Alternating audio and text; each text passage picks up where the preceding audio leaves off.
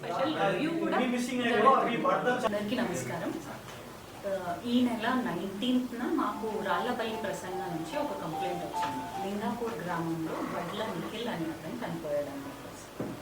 So enquiry చేస్తే తేలింది ఏంటంటే ఈ వడ్ల నిఖిల్ అనే అతను ఏ జాబ్ చేయకపోయేది అండ్ తాగుడుకు కొంచెం బానిస. సో ఇంటికి వచ్చి ఇంట్లో తల్లిదండ్రులతోటి కొట్లాడడం అండ్ వాళ్ళ నుంచి మనీ అవి అడగడం అండ్ అక్కతోటి కూడా కొట్లాడడం ఇట్లాంటివన్నీ చేసేది.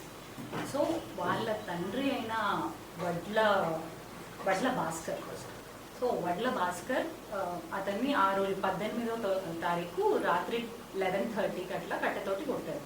కొట్టిన తర్వాత ఇతన్ని హాస్పిటల్కి షిఫ్ట్ చేశారు అండ్ ట్రీట్మెంట్ అయింది. దాని తర్వాత మళ్ళీ తీసుకొచ్చారు అన్నమాట. బట్ 19th రోజు ఎర్లీ మార్నింగ్ 5:30కి మళ్ళీ ఐరన్ రాడ్ తోటి కొట్టి చంపేశారు. సో దాని తర్వాత అతను పరారీలో ఉన్నాడు. సో ఎస్పీ సార్ ఆదేశాల మేరకు ఒక టీం ఫామ్ చేయడం జరిగింది. సో ఈరోజు మార్నింగ్ 10:30కి అట్లా అతను ఆ నిందితుడు వడ్ల భాస్కర్ దొరికాడు. సో ఇది case and I appreciate my team, CI Raman and SI Revanpalli SI Raju and the team. అది తొందరగా రియాక్ట్ అయ్యి అండ్ ఈరోజు మార్నింగ్ ట్రేస్ చేశారు. సో అతను ఈరోజు కస్టడీలో పంపారు.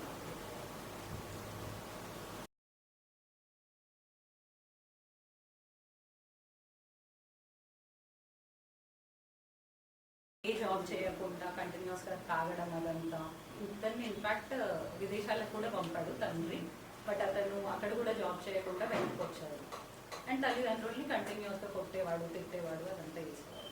సో అట్లా వీటి వల్ల మాకు ఎట్లయినా ప్రమాదం ఉంది అని చెప్పేసి కొడుకుని చంపాడు.